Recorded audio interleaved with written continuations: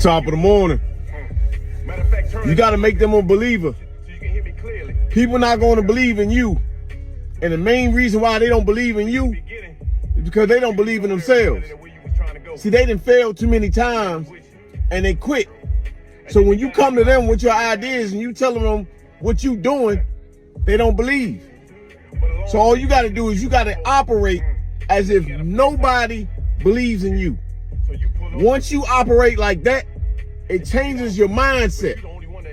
You're going to go above and beyond and start doing things that's going to put you in front of people.